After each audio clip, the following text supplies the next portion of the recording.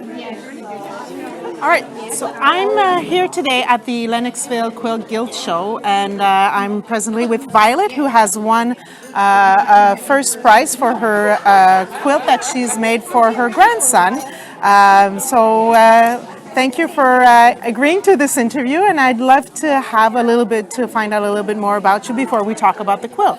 So you've started quilting back in the 1990s when Margaret had started the Lennoxville Quilt Guild. That's right. And you do hand and machine? Only a little bit of machine because I have a very old sewing machine, and I will do the straight lines only with the sewing machine. Everything else is done by hand. It's done by hand. And it's all hand quilted as well? Yes. So even the binding is done by hand? Oh, yes. Well, the first part is by machine? By machine and then applique on the back. Okay, all right. So have you always been into applique, or are you a traditionalist, an applique? What do you like? I like piecework too. Yes? Piecing a quilt is great. But this one, because my grandson liked birds when he was very little, he liked to look at the birds, so that's his quilt. All right, so you started, how long did it take you to make this piece? Probably a little over a year to do the birds. I did the birds individually on sky material, so that, see, you can see it. Yeah. So and then applique the fold under the sky piece and applique the bird.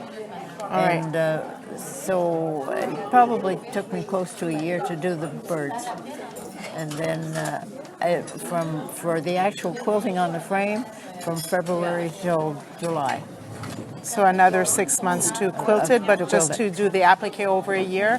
And how did you come up with? I just love the way you've made the birds. They are really little pieces of fabric, all needle turned applique, correct?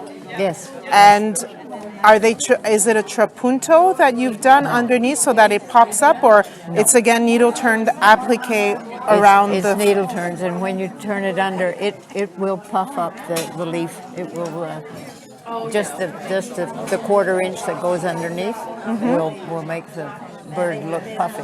Okay. But there's no trapunto. There's no. So how many birds altogether? Species. 26 birds and 26 species. Birds, I don't know. I'd have to count them. So there are 10 chickadees. 10 chickadees. And two goldfinch and one cardinal. Yeah, the rest are ones, I think. I have all the names in French. Robins. Robins, yes. Blue jay. Yeah. They're all wonderful. Did you when you drew them, were they out of memory of what you've seen? I didn't draw them. The birds are a pattern. The bird is a pattern from a book. Okay, Yes. so which book? Do you know what the book is? It's under there. It's under there. Okay, so it comes from Wild Birds by Carol Armstong. Wild Birds by Carol Armstrong. Okay, so it comes from a book. So The birds are. I designed the. And the daffodils are your creation? No, they're from another book, but I don't remember the name. You don't remember? Okay. Butterflies are mine. The butterflies are you, the tree, the leaves. The trees are mine. So you've made a combination of several different patterns and then used bits and pieces from other people to design the birds. I really like the way you've worked the birds. It's really nice. And you've embroidered some of the feet as well, right? The feet are all floss? done by embroidery, yes. They're all done by embroidery? Mm-hmm. I need stronger glasses, correct. Yeah, it's all... satin stitch, yeah.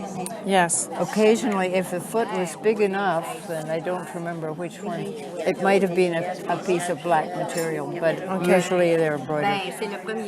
And how has your grandson seen the quilt? He saw the top before I quilted it.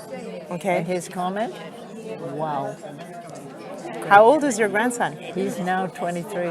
He's 23, so it's a double wow. Yes, yes. Well, congratulations, hands up. Excellent work. I really like it, and I wish you could meet my grandson. Well, thank you very much. Thank you. Thank you.